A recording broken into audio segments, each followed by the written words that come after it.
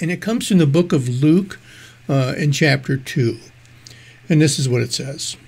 It says, "In those days, Caesar Augustus issued a decree that a census should be taken of the entire Roman world." You know, they did that because of the taxes. It was all about the money. You know, what they wanted to do was know how many people were out there so they, could guesstimate, what kind of tax income they could get. This was the first census that took place while Quirinius was governor of Syria. And everyone went to their own town to register. So Joseph also went up from the town of Nazareth in Galilee to Judea, to Bethlehem, to the town of David, because he belonged to the house and the lineage of David. He went there to register with Mary, who was pledged to be married to him and was expecting a child. While they were there, the time came for the baby to be born, and she gave birth to her firstborn, a son. And she wrapped him in cloths and placed him in a manger because there was no room at the inn for them. That's the way some of the versions of Scripture tell us a little bit about this story. You know, we can read Scripture today. We're fortunate in that we can read it in various different variations. There's a contemporary English version that kind of lays it out in modern 21st century language, or you can read, the scriptures and the many of the other different types of versions that are out there. All of them kind of present the stories and the imagery in different ways. In this particular story, it talks about there was no room for them. The original Greek word meant that for an inn or whatever you want to call it, the original Greek word was one that meant that it was a public place that they were looking for. It was a place that you could stretch out and rest. The original Greek word meant that it could have been a house where somebody was simply renting a room if they had more than one room in their house. Or it could be where they were renting out a corner in their house. You could come in as a guest, pay your fee, and then you could, you and your family or whoever you're traveling with, you could sit in the corner of the room and enjoy the warmth of a fire or whatever. But this was commonplace in those days. It wasn't like today when, we think of an inn, we think of someone, a place that's been freshly prepared for us, and there's bedding there, and there's all the amenities and all that. That's not the case when Mary and Joseph were traveling. When we look at the book of Luke, Luke uses a word. The word is kataluma, and what it means is to unloose or to unharness. And this is the place that we get this understanding that Jesus was born in a stable of some sort because of this word kataluma, to unloose the animals or to unharness an animal. That's where we get this idea that Jesus was born in a stable. But in reality, Jesus, the place that they were at, it could have been the site of a governmental building. It could have been someone's home. It could have been a cave. It could have been a shelter of some sort. It could have been a stable.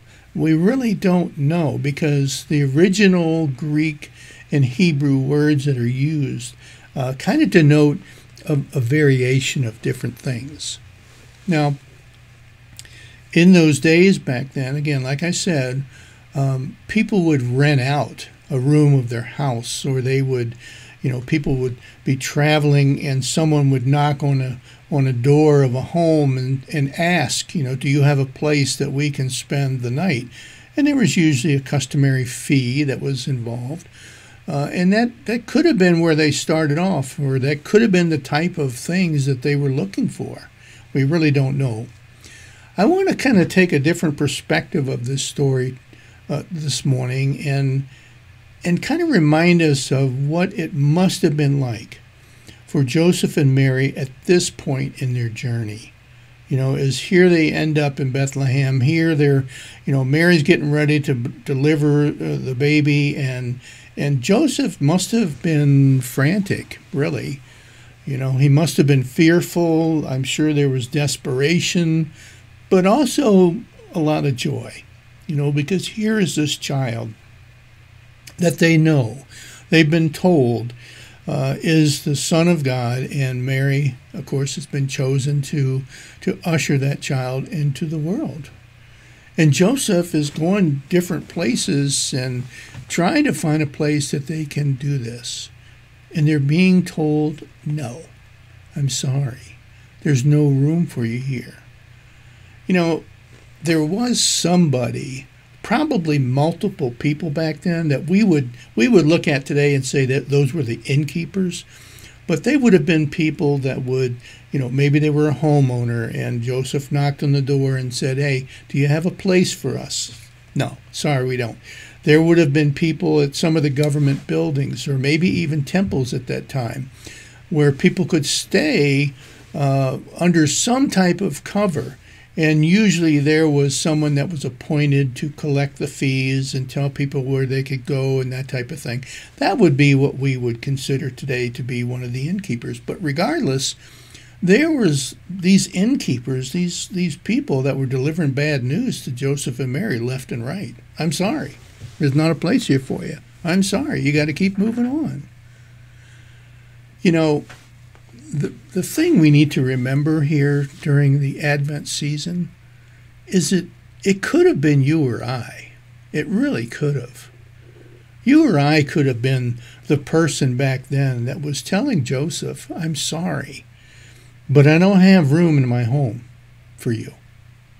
I'm sorry. This particular building that you're at, where you want to come in and find shelter is full. There were thousands of people traveling back then, thousands of people traveling because of the census. They didn't have any choice. But there were people left and right telling Joseph and Mary, I'm sorry, we don't have a place for you. During Advent, how many times do you and I, and this is something we need to reflect on, I think, throughout the year, but how many times do we take the attitude of the innkeeper, and I'm sorry, God, but there's no place for you. I'm sorry, but, I know that every single day I should spend time with you in prayer, and I should meditate about, the things that are going on in my life and what your word has spoken into my heart, and just to contemplate all of those things. But, I'm too busy. I don't have time. Sometimes you and I are the ones that we tell God, no, I don't have time for this. Sometimes we say no with our resources. We do. We know that as a Christian, we believe that everything that we've been gifted with, everything that we have, ultimately belongs to God, ultimately has been provided by God. Doesn't Scripture say that all good things come from God? And yet many times we say no to the sharing of those resources when those opportunities come. Where maybe there's an opportunity to share something that God has provided so abundantly in our life with somebody that doesn't have the same things that we do or the same amount that we do. Maybe they're in dire need and we have to make that choice. Do we say yes or do we say no? There's no room here for you.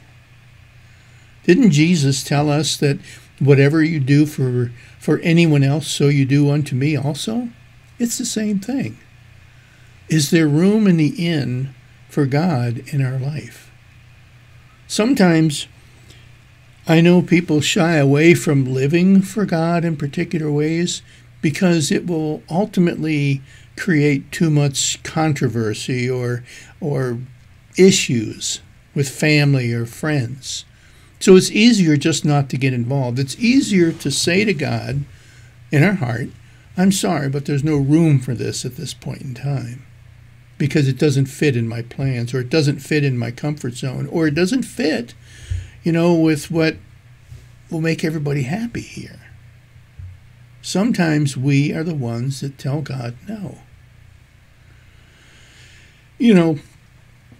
Realistically, there were probably multiple people that Joseph encountered that night. Probably multiple people that continually kept telling him no. Now, can you imagine the anxiety and the anxiousness that must have been building up in this guy as his wife is getting ready to deliver this child? And he has this responsibility to provide a place and all of the necessities, and he's striking out everywhere he went.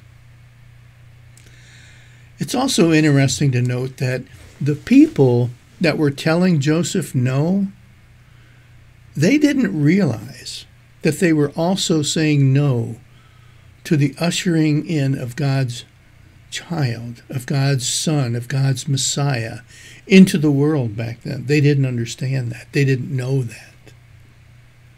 I'm sure that if Joseph had, knocked on someone's door and says, "My wife is getting ready to deliver the Son of God," they probably would have slammed the door in his face.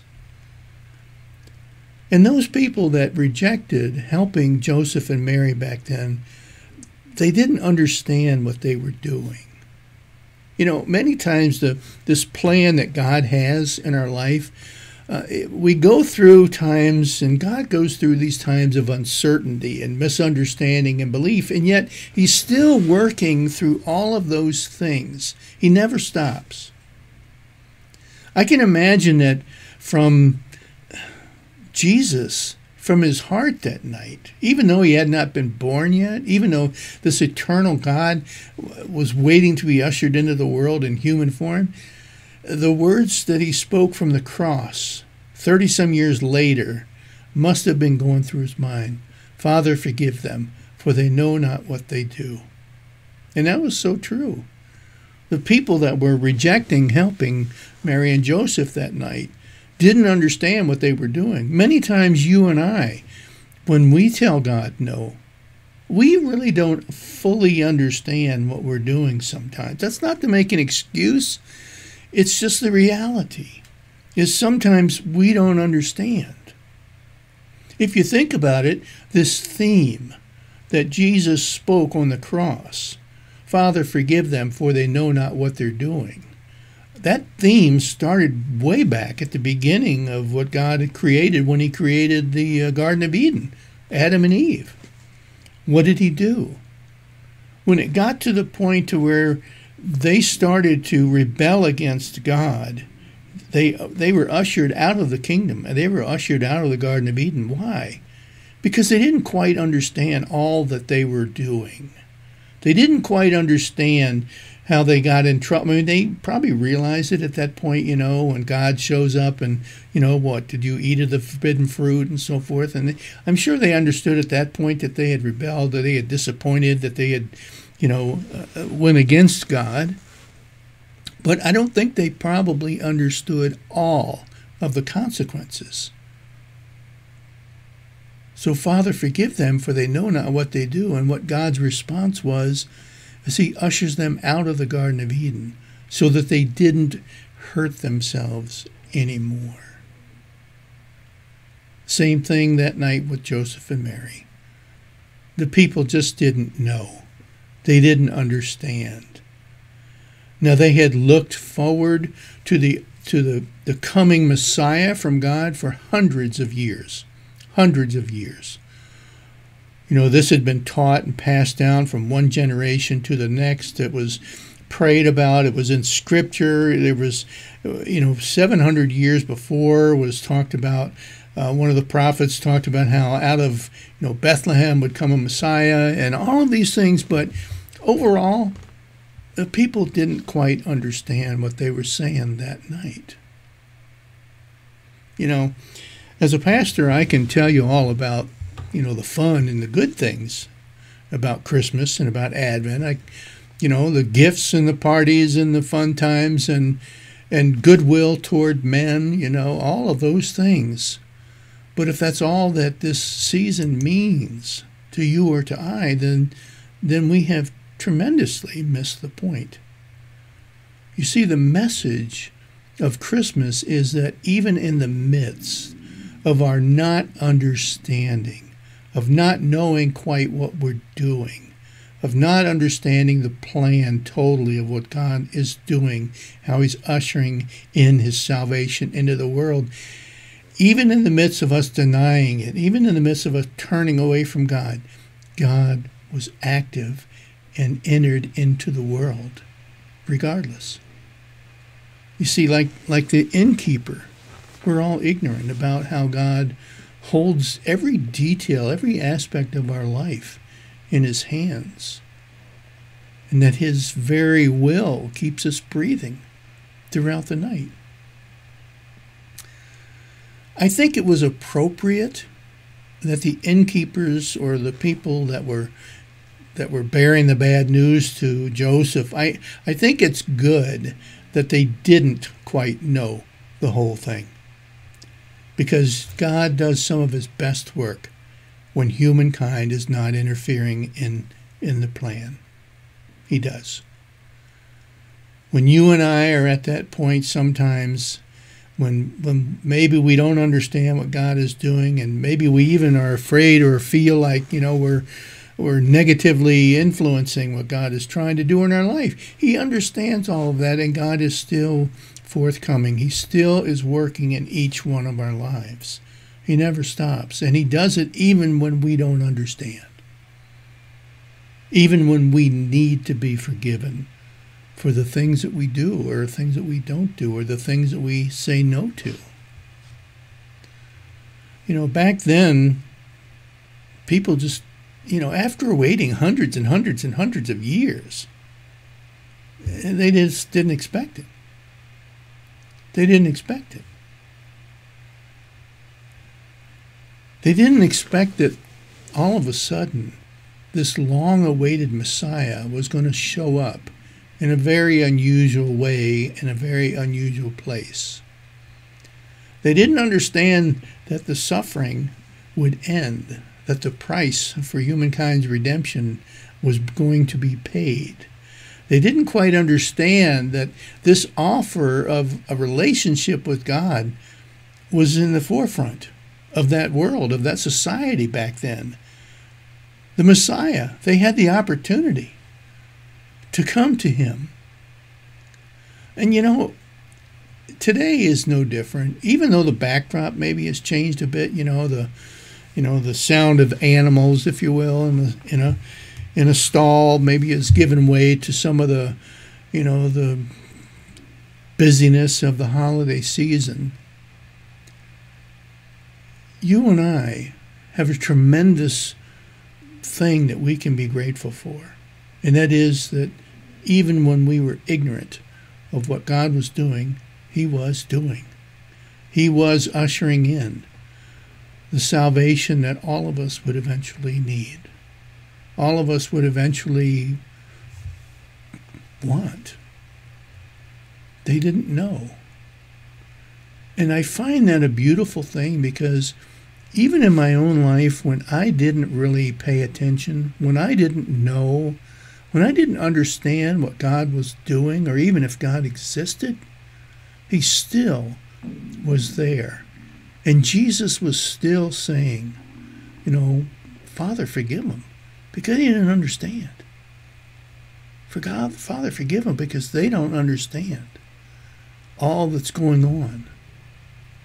You see, that's the beauty of Christmas, is that even though maybe things are different today, even though we might not be able to, to revel in the Christmas parties and the excitement and all of those things, just like back then when God was working when people didn't know, today we can be assured that God is working in our life and in this world. There's no doubt about it. And we have the advantage point where we can look back and we can see hundreds and hundreds of years of history, and how God's plan was told, and how it people were waiting, and how, suddenly it finally happens, and we hear and we see all of this, and we can look back and see, and through Scripture we can see the end. We know the beginning, the middle, and the end, and it's all good. All we have to do, all that you and I have to do, is accept it. And you know what? It's the best thing we could ever do. It is the most exciting news that we could ever have. I've told you all before that as a pastor, you get involved a lot with people that are, they're at the end of their life. They're at the end of the journey. And there's nothing more devastating than to get to that point and not have accepted this offer that God has given to the world through the redemption of of our lives, through the birth of his son Jesus, and ultimately his death on the cross. But there's another joy that I've experienced where you're with someone at the end of their life and they're filled with joy. Not because they're going, nobody wants to die, but they have a complete understanding, or, a great understanding of what it is that God has done for them and where they're going. It is a beautiful, beautiful picture. So this year, this Christmas, this Advent season, I hope you'll join with me, not being overwhelmed by COVID and all of the changes in our lifestyle today. I hope that you'll spend time with me considering, and as the Scripture says, pondering. That's what Mary did with all this stuff. But thinking about what God has done for us, what he continues to do for us, and the offer that he has made to each and every one of us. That's what it's all about.